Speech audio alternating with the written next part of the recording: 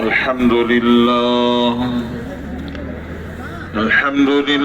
نحمده ونستعينه ونستغفره ونؤمن به ونتوكل عليه ونعوذ بالله من شرور أنفسنا ومن سيئات أعمالنا من يهده الله فلا مضل له ومن يضلله فلا هادي له نشهد أن لا إله إلا الله وحده لا شريك له ونشهد أن سيدنا مولانا محمدا عبده ورسوله أرسله بالحق كافة للناس بشيرا ونذيرا وداعيا إلى الله تعالى بإذنه وسراجا منيرا وصلى الله تعالى عليه وبارك وسلم تسليما كثيرا كثيرا أما بعد فأعوذ بالله من الشيطان الرجيم بسم الله الرحمن الرحيم يا أيها الذين آمنوا اتقوا الله حق تقاته ولا تموتن إلا وأنتم مسلمون وقال النبي صلى الله عليه وسلم كل أمتي يدخلون الجنة إلا من أبى قيل من يأبى يا رسول الله قال من أطاعني دخل الجنة ومن عصاني فقد أبى أو كما قال عليه الصلاة والسلام دوستو بزرگوں اور بھائیوں، اللہ جل شانہ کا احسان و کرم ہے۔ اللہ تبارک و تعالی نے ہم سب کو دعوت و تبلیغ کے اس مبارک اجتماع میں آنے کی توفیق دی۔ اللہ تعالی ہم سب کے آنے کو قبول فرمائے۔ بزرگوں، بھائیوں اور دوستو، تبلیغ کہتے ہیں زندگی کے مقصد کو سمجھنا اور اپنی زندگی کو مقصد پر لانا۔ انسان اپنی زندگی کا مقصد بھلا چکا ہے۔ اللہ نے بہت چھوٹی سی زندگی دی۔ سرکار دو عالم صلی اللہ علیہ وسلم ارشاد فرماتے ہیں اعمار امتی ما بین 60 و 70، کہ میری امت کی عمریں 60-70 کے درمیان ہیں۔ پچھلی امتوں کو اللہ تعالیٰ نے لمبی لمبی عمریں دی تھی، اس امت کی عمر اللہ تعالیٰ نے چھوٹی کر دی۔ اگر ہم غور کر کے دیکھیں تو یہ بھی اللہ ہی کا کرم ہے کہ اللہ نے چھوٹی عمر دے دی۔ 300 سال، 500 سال، 800 سال، 1000 سال کی عمر ہوتی تو بھی کرنا کیا تھا؟ روز وہی کمانا، کھانا اور گھر والوں کو، بچوں کو کھلانا۔ 40-50 سال کی عمر میں ہی آدمی تھک جاتا ہے کرتے کرتے۔ اگر یہی 600-700 سال کرنا ہوتا تو بہت بڑی مصیبت ہو جاتی۔ یہ تو اللہ نے احسان فرمایا کہ 60-70 میں کام پورا کرا دیا۔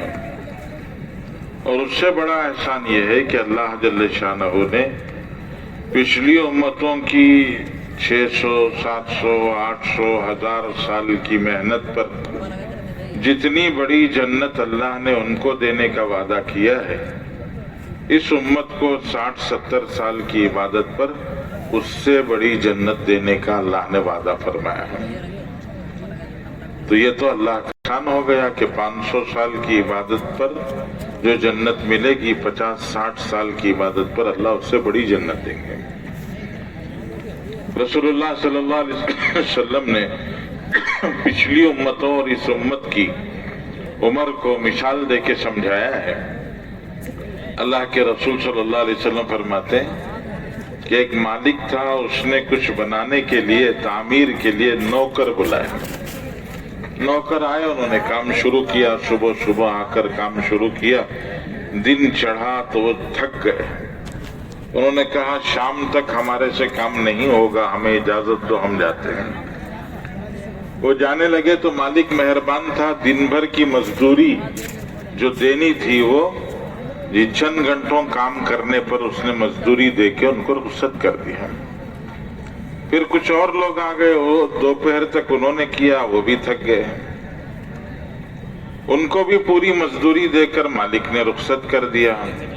پھر کچھ اور لوگ آئے گئے جنہوں نے شام تک کام کیا، وہ بھی تھک گئے۔ پھر تھوڑا سا وقت تھا، جیسے اب عصر سے مغرب تک کا وقت ہے، 1.25 گھنٹے 1.5 گھنٹے کا وقت ہے۔ فرمایا کہ وہ لوگ آئے، پھر انہوں نے کام پورا کیا۔ تو کام پورا کیا تو مالک راضی ہو کر تھوڑے وقت پر مالک نے دگنی مزدوری دے دی۔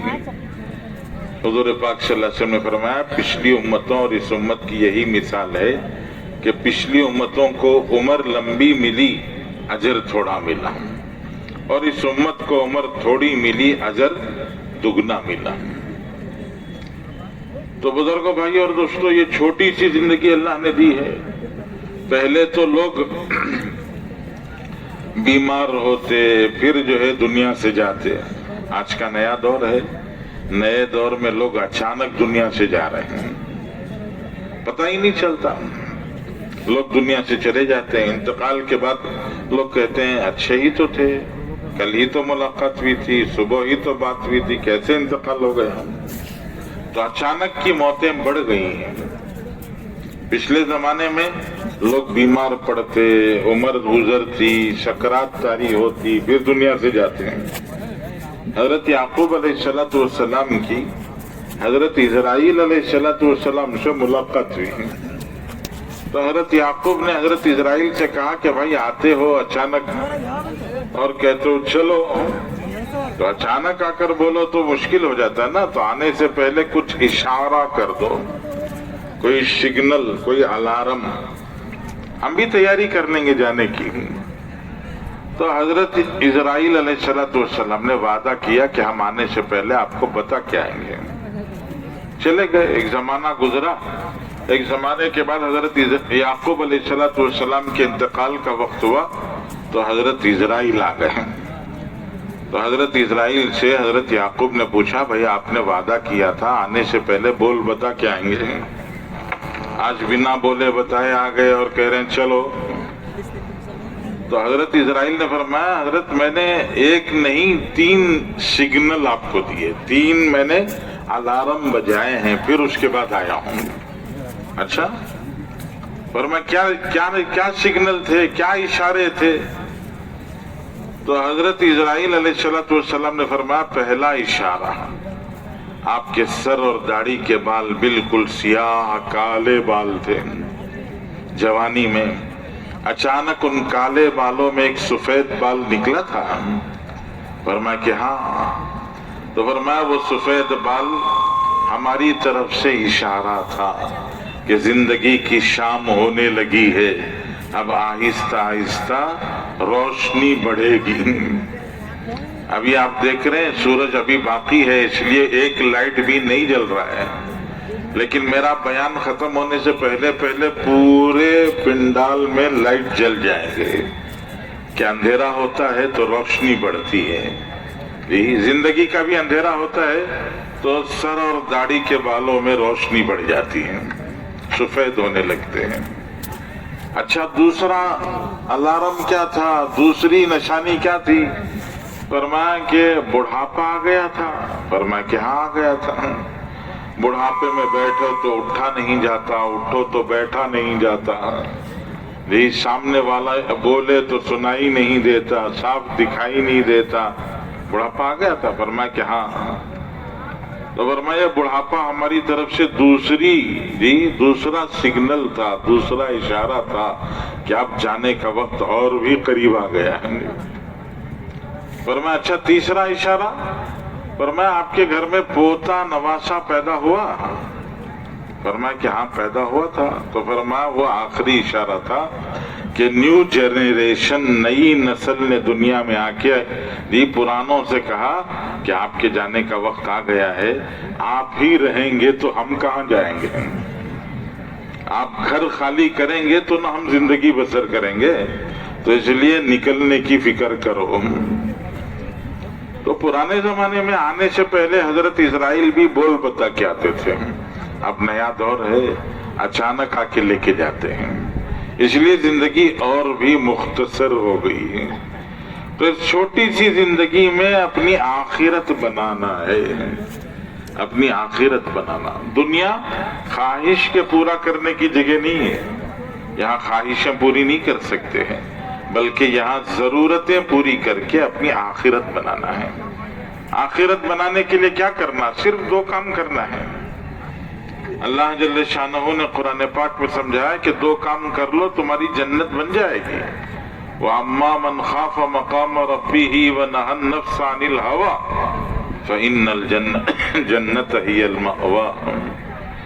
اللہ تعالیٰ نے فرمایا دو کام کر لو بس، کل اللہ کے سامنے کھڑ کے جواب دینا ہے، سب کو اللہ کے پاس جانا ہے، زندگی کا حساب دینا ہے، جوانی کا حساب دینا ہے، جو کمایا کھایا پہنا اوڑا اس کا حساب دینا ہے۔ تو کل اللہ کے سامنے کھڑ کے حساب دینا ہے، جواب دینا ہے، اس کا ڈر دل میں پیدا کر لو۔ وَأَمَّا مَنْ خَافَ مَقَامَ رَبِّهِ کہ اللہ کے سامنے کھڑ کے کیسے زندگی کا جواب دیں گے کہ ان اللہ سریع الحساب، اللہ تعالیٰ تو بہت تیزی سے حساب لیں گے۔ حضرت آدم سے لے کر قیامت تک کے آخری انسان کا حساب اللہ جل شانہ صرف ایک دن میں حشر کے میدان میں یوم الحساب میں اللہ تعالیٰ سب کا حساب لے لیں گے۔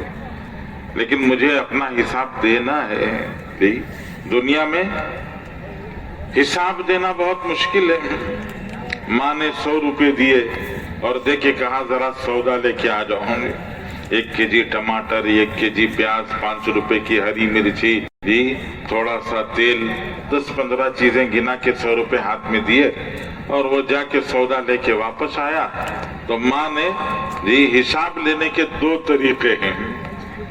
وہ سودے کی تھیلی، سبزی کی تھیلی رکھی، اور وہ جو چٹی تھی چٹی ہاتھ میں پکڑائی، اور کھلے جو پیسے چلر پیسے تھے وہ ہاتھ میں دیے۔ ماں نے چٹی دیکھی، اٹھا کے ایک طرف پھینکا، چلر کھلے پیسے جیب میں ڈال لیے، سودا جو لایا اٹھا کے استعمال کر لیا، تو حساب ہو گیا۔ یہ بھی ایک حساب ہے۔ اور ایک طریقہ بھی ہے، چٹی دیکھ کے ماں نے پوچھا پیاز کتنے کی لی؟ کہا 25 روپے کی لی۔ کیوں 25 روپے میں؟ وہ ذرا سامنے جاتے تو 20 روپے میں ملتی تھی۔ ہری مرچی کتنے کی لی؟ تیل کتنے کا لیا؟ ایک ایک چیز فکرنے پوچھنے لگے تو 100 روپے کا حساب دینا مشکل ہو جاتا ہے۔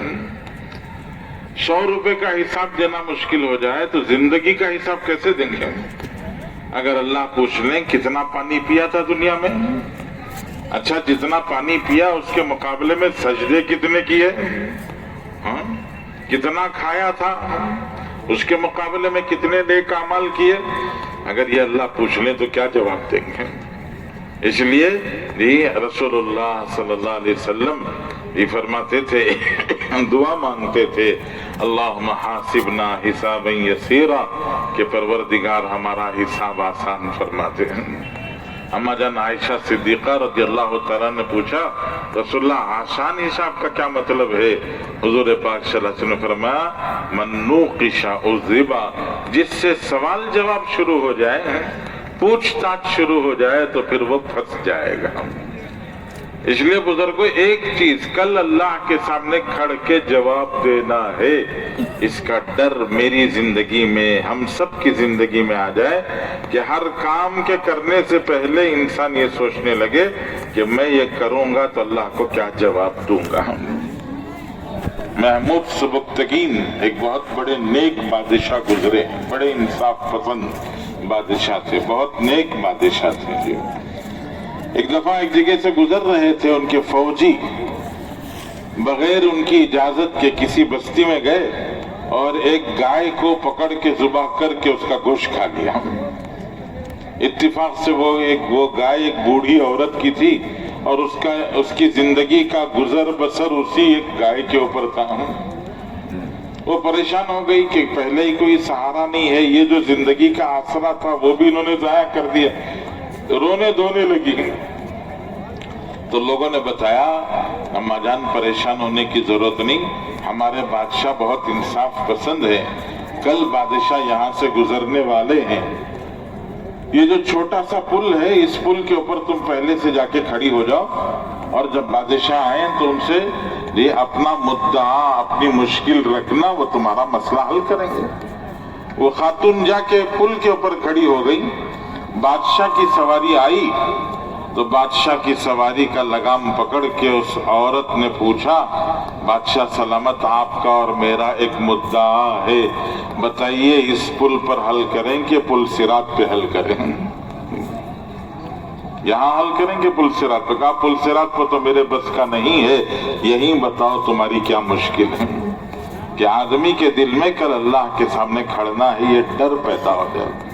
اور دوسری چیز فرمایا نہى النفس عن الهوى، کہ خواہش سے اپنے آپ کو روک لیں، کہ دنیا خواہش کے پورا کرنے کی جگہ نہیں ہے۔ خواہش کے پورا کرنے کے لیے 4 چیزیں چاہیے، دنیا میں ملتی نہیں ہیں۔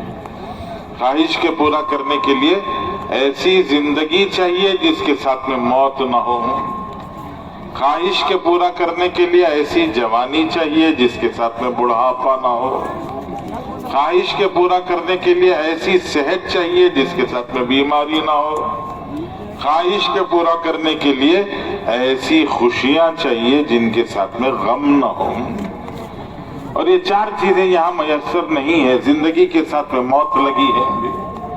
ہائی وے پر گاڑی چلاتے چلاتے اچانک یاد خیال آیا جی راستہ کھلا ہوا ہے، چلو جی کیا کریں گے، اسپیڈا میٹر کا کانٹا 200 کو ٹچ کر کے دیکھیں گے، ذرا زور سے دبائیں گے ایکسیلیٹر کہ اسپیڈا میٹر کا کانٹا کس کو ٹچ ہو جائے، 200 کو ٹچ ہو جائیں گے۔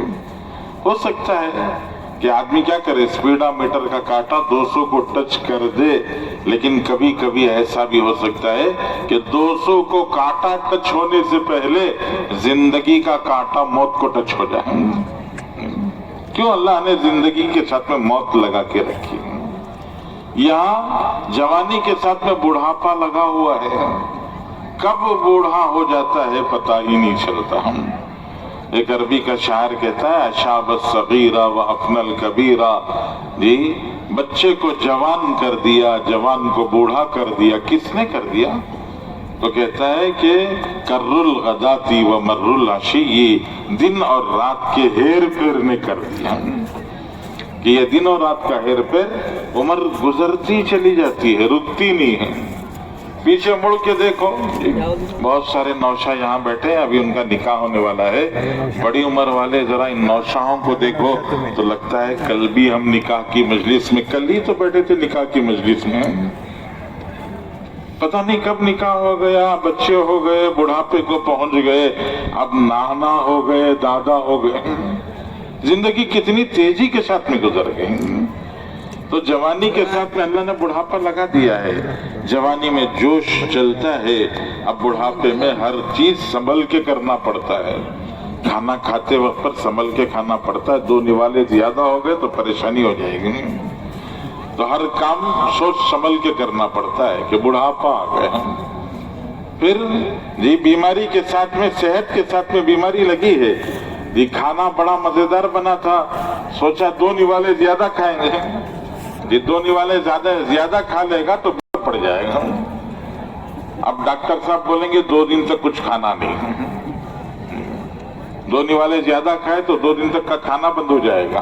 ये बीमारी लगी हुई है शहद के साथ में। ऐसे ही ये खुशियों के साथ में गम लगा हुआ है, धूप छांव की तरह से कभी खुशी कभी गम इंसान के पीछे चलती रहती है। मामून रशीद एक बड़े जबरदस्त बादशाह गुजरे हैं, आधी दुनिया पर उनकी हुकूमत थी, आधी दुनिया से ज्यादा पर हुकूमत थी उनकी। उनको एक बांदी मिली तोहफे में, बहुत खूबसूरत, बहुत हसीन जमील, बड़ी खूबसूरत बांदी। वो उस बांदी को देखकर उसके इश्क में मुब्तला हो गए, उसकी मोहब्बत में जी बेचैन हो गए। उन्होंने अपने तमाम कारिंदों को, नौकरों को, लश्कर के लोगों को, वजीरों को बुला के कहा, भाई मैं 3 दिन अपनी बांदी के साथ में गुजारना चाहता हूँ, मुझे 3 दिन महल के अंदर छोड़ दो, बाहर का सारा मामला तुम देख लो, और सुनो बाहर क़ियामत भी आ जाए तो मुझे नहीं सुनाना, मुझे नहीं बोलना। कहा 3 दिन मैं इसके साथ में लज्जत के ऐश के गुजारना चाहता हूँ। बंद कर दिए दरवाजे, बंद कर दिए खिड़कियां, बंद कर दी, पर्दे छोड़ दिए। उस बांदी को गोद में लिटा कर अंगूर का गोशा लेके उसको एक एक दाना खिलाने लगे। एक दाना खिलाया, हलक में चला गए हम। दूसरा दाना मुंह में डाला तो वो दाना बजाय हलक में जाने के सांस की नाली में चला गया। और एक लम्हे में वो बांदी उनके गोद में पड़ी पड़ी तड़प के मर गए। सारे दरवाजे बंद कर दिए थे, लेकिन गम के आने का दरवाजा बंद नहीं कर सके, मौत के आने का दरवाजा बंद नहीं कर सके। तो जिंदगी ख्वाहिशों के पूरा करने की जगह नहीं है, जरूरतें पूरी करके अल्लाह के ahkam पूरे करने की जगह है। कि यहाँ ख्वाहिशें नहीं पूरी हो सकती, इसलिए क्या करो, अल्लाह के हुक्म पूरा करो। ये 2 काम, अल्लाह के सामने खड़ना है, उससे डर जाओ, और ख्वाहिश के बजाय अल्लाह के हुक्म पूरा करो। तो अल्लाह ताला वादा फरमाते फ़इन्नल जन्नत हियल मअवा, तो सीधे हमारे पास जन्नत में आ जाओगे। तो उसके लिए करेंगे इंशाअल्लाह। ये 2 काम करना है। क्या करना जी? अल्लाह के सामने खड़ने से डर जाना और ख्वाहिश से अपने आप को रोक लेना जी। करेंगे भाई, कौन कौन करेंगे? सब करेंगे माशाअल्लाह जी। लेकिन छोटे से छोटा काम भी सीख के करना पड़ता है जी। 2 व्हीलर चलाना बहुत आसान है। आजकल जो 2 व्हीलर आए हैं वो चलाना बहुत आसान है ना। क्या करना जी? एक्सीलेटर दबाना, ब्रेक दबाना। रास्ता खुला है तो एक्सीलेटर दबाओ, सामने कोई आ गया तो ब्रेक दबाओ। जिंदगी में कभी भी गाड़ी नहीं चलाया था, ऐसे आदमी को बिठा के हमने कहा कि भाई बहुत आसान है, एक्सीलेटर दबाओ, कोई बीच में आ जाए तो ब्रेक दबाओ। उसको गाड़ी पर बिठाकर हमने कहा कि जाओ एक राउंड लगा के आओ जी। वो राउंड लगा के वापस आएगा कि वैसे ही अस्पताल चला जाएगा? अरे बोलो कहाँ जाएगा? अस्पताल चला जाएगा। क्यों? कि आसान तो है लेकिन सीखना पड़ेगा। ऐसे 2 काम ही करना है, लेकिन ये 2 काम भी सीखने पड़ेंगे। और उसी के सीखने के लिए कहते हैं अल्लाह के रास्ते में 4 महीने लगाओ जी। लगाकर जिंदगी की गाड़ी चलाना भी सीखो, अल्लाह के हुक्म पूरा करो। जब ख्वाहिश आ जाए, गुनाह सामने आ जाए तो ब्रेक लगा लो। तो 4 महीने लगा के सीखेंगे इंशाअल्लाह जी। माशाअल्लाह अभी निकाह होने वाले हैं, बहुत सारे नौशा बैठे हुए हैं जी। कुछ नौशा वो हैं जिनका अभी निकाह होने वाला है, बहुत सारे पुराने नौशा हैं जिनका पीछे निकाह हो चुका है। कुछ नौजवान ऐसे हैं जिनका अभी निकाह नहीं हुआ, लेकिन उम्मीद वो भी लगाए बैठे हैं कि हमारा भी निकाह होगा जी। कुछ पुराने नौशा, कुछ आज होने वाले नौशा, कुछ आगे होने वाले नौशा, मतलब पूरी मजलिस ही नौशाओं की है जी। तो नौशाओं की मजलिस है माशाअल्लाह। निकाह इंसान की जरूरत है जी। निकाह के बगैर मर्द अधूरा होता है, निकाह के बगैर औरत अधूरी होती है। अल्लाह ने हजरत आदम अलैहिस्सलाम को पैदा किया और हजरत आदम को पैदा करके जन्नत में ठहराया।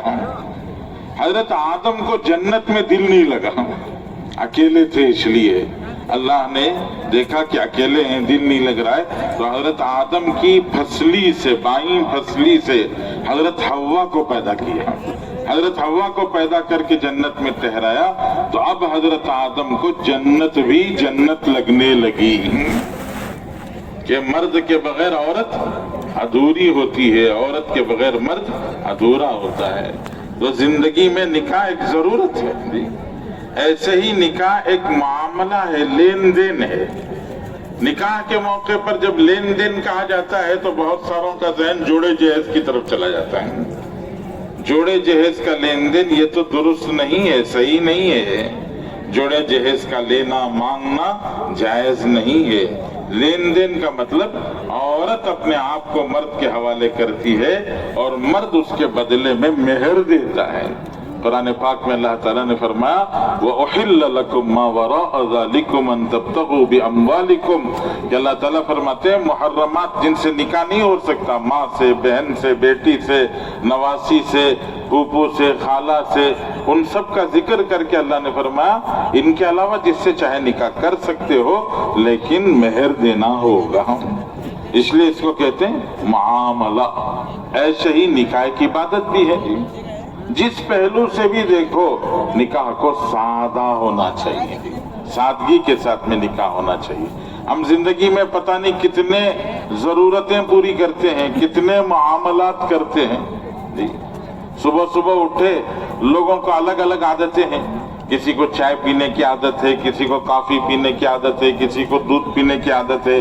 सुबह उठे तो घर में दूध नहीं था तो क्या करते हैं, दुकान से जाकर दूध लाते हैं, चाय बना के, कॉफी बना के, दूध गर्म करके पी लेते हैं।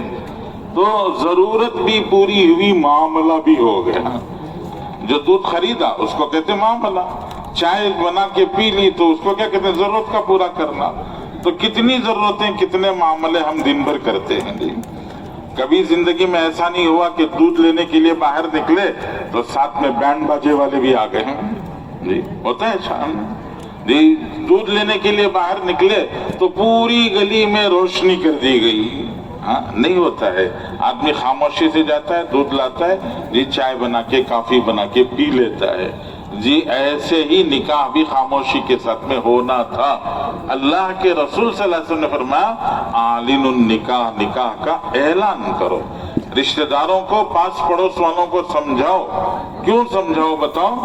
आप तसव्वुर करें, एक शरीफ घराना है, उस घर में नौजवान, एक नौजवान जिसको आसपास वाले नहीं पहचानते, ऐसा एक नौजवान 10:30 11 बजे घर को दस्तक दे के अंदर जा रहा है। पड़ोस वालों ने देखा तो सोचेंगे इस नौजवान का इस घर में क्या काम है, यहाँ जवान बच्चियां रहती हैं, ये क्यों जा रहा है। सुबह को 6 बजे 7 बजे एक नौजवान बाहर निकले, पड़ोस वालों ने देखा तो सोचेंगे ये कहाँ से निकला, कौन है ये, यहाँ क्यों आया। तो तोहमतों के अंदेशे होते हैं। इसलिए अल्लाह के रसूल ने फरमाया आलिनुन निकाह, निकाह का ऐलान करो, रिश्तेदारों को बताओ, पास पड़ोस वालों को बताओ। तो निकाह जो है वो सादगी के साथ में होना चाहिए। अल्लाह के रसूल ने फरमाया आज़मुन निकाही बरकतन ऐसरुहु मऊना, निकाह बाबरकत वो होता है जिसमें निकाह के नाम पर कम से कम पैसा खर्च होता है। निकाह पैसा उड़ाने का मौका नहीं है। लोग समझते हैं निकाह पैसा उड़ाने का मौका है, मैं अपनी दौलत उड़ाऊं, किसी के पेट में क्यों दर्द होता है। नहीं, हमारे पेट में दर्द नहीं, दिल में दर्द हो रहा है कि अल्लाह का दिया हुआ माल अल्लाह ने इस जगह उड़ाने के लिए नहीं दिया है। अल्लाह ताला ने अपने दिए हुए माल को सही जगह लगाने का हुक्म दिया है। इसलिए कहते हैं कि निकाह भी पैसा उड़ाने का मौका नहीं है, बल्कि सादगी से करने का मौका है। और निकाह को कम से कम पैसे के साथ में किया जाएगा तो अल्लाह के रसूल फरमाते निकाह में बरकत आएगी। बरकत किसे कहते हैं? खाने की बरकत अलग है। 2 आदमियों का खाना 10 आदमी पेट भर के खा लें तो क्या बोलते हैं? खाने में बरकत हो गई। एक मामूली सा कपड़ा ये 5-6 साल काम आ जाए तो कहते हैं बड़ा बरकत वाला कपड़ा है। एक छोटा सा घर मियाँ बीवी रहते थे, उनके 4-5 बच्चे हुए, वो बच्चे बड़े हो गए, बच्चों की शादियां हुई, बच्चों के बच्चे हो गए, छोटे से घर में सारी कार्रवाइयां हो गई तो लोग कहते हैं बड़ा बरकती घर है, छोटे से घर में सारे काम हो गए। तो खाने की बरकत अलग है, कपड़े की बरकत अलग है, घर की बरकत अलग है, ऐसे ही निकाह की बरकत अलग है। निकाह की बरकत है دو دلوں کا ملنا. جب دو دل ملتے ہیں تو ایک جوڑا بنتا ہے, پھر وہ جوڑا ایک چھوٹا سا خاندان بنتا ہے, پھر وہ خاندان ایک کنبہ بنتا ہے, پھر وہ کنبہ ایک آبادی بن جاتا ہے. یہاں اطراف کے جتنے قریے دیہات ہیں آپ جا کے وہاں دیکھو, سارا قریہ ایک دوسرے کا رشتہ دار ہے. یہ چچا کا بیٹا, وہ تایا کا بیٹا, یہ ماموں کا بیٹا, وہ پھوپھو کا بیٹا, سارا گاؤں ایک دوسرے کا رشتہ دار. کیا مطلب؟ ایک چھوٹا سا کنبہ ایک آبادی میں بدل گیا. لیکن کنبہ آبادی میں کب بدلے گا؟ جب پہلے جوڑا بنے گا. اور جوڑا کب بنے گا؟ جب دل ملیں گے. دل نہیں ملیں گے تو جوڑا نہیں بنے گا, جوڑا نہیں تو خاندان نہیں, خاندان نہیں تو کنبہ نہیں. اس لیے دل ملنا یہ اصل ضرورت ہے, اور اسی کو کہتے ہیں برکت جی. یہ دل کے ملنے کو کہتے ہیں برکت جی. اور دل کون ملاتا ہے؟ دل ملانے کی طاقت نہ میرے پاس ہے, نہ آپ کے پاس ہے, نہ کسی اور کے پاس ہے. دل ملانے کی طاقت صرف اور صرف اللہ کے پاس ہے. اس لیے کہتے ہیں نکاح میں اللہ کو خوش کرو. اگر اللہ خوش ہوں گے تو دل ملا دیں گے, اور اگر اللہ کو ناراض کرو گے تو دل جو ہے ایک دوسرے سے الگ کر دیں گے. رسول اللہ صلی اللہ علیہ وسلم فرماتے ہیں قلوب العباد بین اصبع الرحمن, تمام انسانوں کے دل رحمان کی دو انگلیوں کے بیچ میں ہیں. یقلبہ کیف یشاء, وہ جدھر چاہتا ہے ادھر موڑ دیتا ہے. اس لیے نکاح کو سادہ کرنا چاہیے. یہ کریں گے انشاءاللہ جی, جن کا ہو گیا وہ بھی کریں گے. نکاح کر کر ایک لڑکا اپنے ساتھ میں ایک لڑکی لے کے جاتا ہے, عورت جی, اس کی ماں نے اس کو جن کے دنیا میں لایا ہے, اس کی بیوی اس کے صرف قبول ہے کہ جملے پر ساری دنیا چھوڑ کے اس کے ساتھ آ گئی ہے. باپ کو چھوڑ دیتی ہے, ماں کو چھوڑ دیتی ہے, بھائی بہنوں کو چھوڑ کر, سب کو چھوڑ کر اس کے ساتھ آ جاتی ہے. یہ شریک زندگی ہے, نوکرانی نہیں ہے. اس کے حقوق ہیں. سب سے پہلا حق ہے بیوی سے محبت کرنا. اللہ کے رسول صلی اللہ علیہ وسلم نے اپنی بیویوں سے محبت کی تھی. بیوی سے محبت کرنا, نکاح کسی سے, محبت کسی سے جی. یہ نہیں ہے دستور کہ نکاح کسی سے کیا محبت کسی اور سے ہے. فرمایا جس سے نکاح کیا محبت بھی اسی سے کرنا ہے. حضرت رسول اللہ صلی اللہ علیہ وسلم سے ایک دفعہ حضرت عمرو بن عاص نے پوچھا, رسول اللہ آپ سب سے زیادہ کس سے محبت کرتے ہیں؟ اگر میرے اور آپ سے سوال کیا جائے تو آپ ذرا سوچ کے دیکھیں, کسی میں بیوی کا نام لینے کی ہمت ہے؟ کسی میں نہیں ہے ہمت. حضور صلی اللہ علیہ وسلم سے حضرت عمرو بن عاص سے پوچھا, رسول اللہ آپ سب سے زیادہ کس سے محبت کرتے ہیں؟ تو اللہ کے رسول نے فرمایا عائشہ سے. حضرت عمرو بن عاص نے ذرا سوال بدل کے پوچھا, رسول اللہ میں عورتوں کے بارے میں نہیں پوچھتا ہوں, مردوں کے بارے میں پوچھتا ہوں, آپ بتائیے مردوں میں سب سے زیادہ کس سے محبت کرتے ہیں؟ تو حضور صلی اللہ علیہ وسلم نے جو جواب دیا وہ سمجھنے کا ہے. اللہ کے رسول نے ابو بکر نہیں کہا, اللہ کے رسول نے فرمایا عائشہ کے ابا سے, عائشہ کے ابا سے. اس لیے پہلا حق ہے بیوی سے محبت کرنا. دوسرا حق ہے نرمی کے ساتھ میں زندگی گزارنا, زندگی نرمی کے ساتھ میں گزارنا. اللہ کے رسول فرماتے ہیں اللہ نے عورت کو ٹیڑھی پسلی سے, اوپر کی پسلی سب سے زیادہ ٹیڑھی ہے, اس ٹیڑھی پسلی سے اللہ نے پیدا کیا ہے. ان ذهبت تقیمہ کسرتہ, سیدھا کرنے کی کوشش کرو گے تو ٹوٹ جائے گی. اس لیے سیدھا کرنے کی کوشش مت کرنا, تم کون سے سیدھے ہیں, اس کو سیدھا کرنے کی کوشش کر رہے ہو. تو کیا کرو, اس کے ٹیڑھے پن کے ساتھ میں فائدہ اٹھاؤ. کیسا کہ فلیکسیبل بن جاؤ, نرم بن جاؤ, نرم بن کر اس سے فائدہ اٹھاؤ. اللہ کے رسول فرماتے نرمی سے برتاؤ کرو, کہ نرم طریقے سے, نرم بات چیت, نرم گفتگو. اور تیسری چیز جی فرمایا کہ معاف کرنا. غلطی کس سے نہیں ہوتی؟ غلطی سب سے ہوتی ہے, ہمارے سے بھی ہوتی ہے, عورت سے بھی ہو جاتی ہے. یہ عورت سے غلطی ہو جائے تو معاف کر دینا. ہماری بہن ہے, بہن کا کسی سے نکاح ہوا, وہاں بہن سے غلطی ہو گئی تو ہم کیا چاہتے ہیں؟ ہم یہی چاہتے ہیں کہ میری بہن کو جی اس کا شوہر معاف کر دیں. میری بیٹی ہے، میری بیٹی کسی کے پاس نکاح میں گئی ہے جی، اس سے غلطی ہو گئی تو ہم کیا چاہتے ہیں؟ میری بیٹی کو میرا داماد معاف کر دے، جیسے ہم چاہتے ہیں کہ ہماری بیٹی کو معاف کیا جائے، ہماری بہن کو معاف کیا جائے۔ اللہ فرما رہے ہیں عاشرون بالمعروف، ان کے ساتھ میں جی نرمی کی درگزر کی زندگی گزارو۔ اس لیے بزرگوں، ہمیں بھی اپنے گھروں میں جی محبت والی، نرمی والی اور درگزر معافی والی زندگی گزارنا ہے۔ اگر یہ تین اصول کے ساتھ میں زندگی گزاری جائے گی تو ہماری ازدواجی زندگی جنت نشاں بن جائے گی۔ اور اگر بات بات پہ غصہ، چھوٹی چھوٹی بات پہ تانے طنز، یہ محبت بجائے اس کے کسی اور سے، تو زندگیاں جہنم بن کے رہ جاتی ہیں۔ اس لیے نیت کریں کہ انشاءاللہ ان تین اصول کے ساتھ میں زندگی گزاریں گے انشاءاللہ۔ ماشاءاللہ ہمارے یہ نوشا جو یہاں بیٹھے ہوئے جن کا ابھی نکاح ہونے والا ہے، ان سب نوشاؤں نے ارادہ کیا کہ ہمارا نکاح سادگی کے ساتھ میں ہو۔ اجتماع کے میدان میں کر لیں گے، سادگی سے کر لیں گے۔ ان کے دل میں بھی جذبہ رہا ہوگا شادی محل میں ہو، لائٹنگ ہو اور ایسا دھوم دھڑاکا ہو، لیکن انہوں نے اپنے جذبے کو قربان کر کے کہا ہم جی اجتماع کے میدان میں سادہ نکاح کر لیں گے۔ ان کا نکاح سادہ ہو رہا ہے؟ ارے دیکھو کتنا بڑا شامیانہ کسی کے نکاح میں لگتا ہے، ارے دیکھ کے بولو نا جی، اتنا بڑا مجمع کسی کے نکاح میں آتا ہے؟ بڑے مالدار کے نکاح میں 12 آدمی ہوتے ہیں، کھانے کے وقت پر 1500 آ جاتے ہیں۔ یہاں کوئی کھانے کو آنے والا نہیں ہے، سب نکاح میں شریک ہوئے ہیں۔ اس لیے کہتے ہیں ہم اللہ کے لیے اپنی ضرورت قربان کرتے ہیں، اللہ ہماری وہ خواہش قربان ہونے نہیں دیتے، اس کو اور اعلیٰ پیمانے پر اللہ پورا کراتے ہیں۔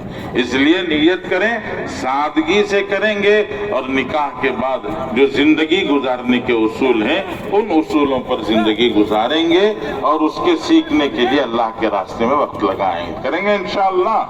اللہ توفیق عطا فرمائے جی انشاءاللہ۔ پڑھا تیار ہیں کاغذ؟ نوشا کا ہے، ان کے اوپر سے چٹھی نہیں بلائیں گے آپ؟ اچھا ہاں ٹھیک ہے، نمبر بولے تو آ جائیں گے۔ ہاں ٹھیک ہے، بیٹھے رہیں بیٹھے رہیں۔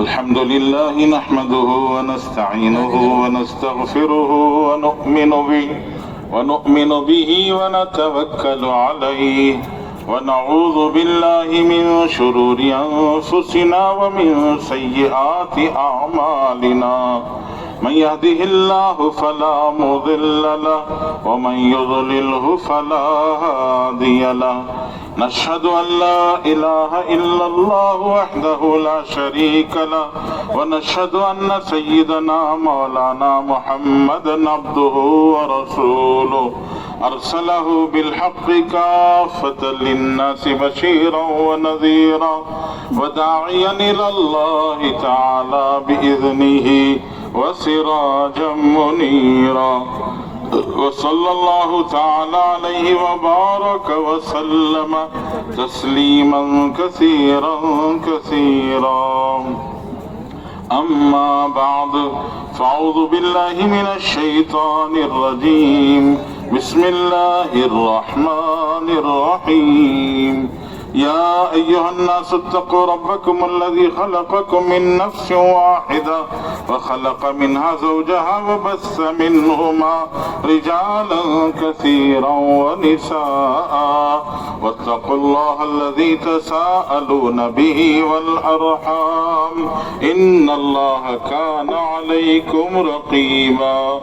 يا أيها الذين آمنوا اتقوا الله حق تقاته ولا تموتن إلا وأنتم مسلمون.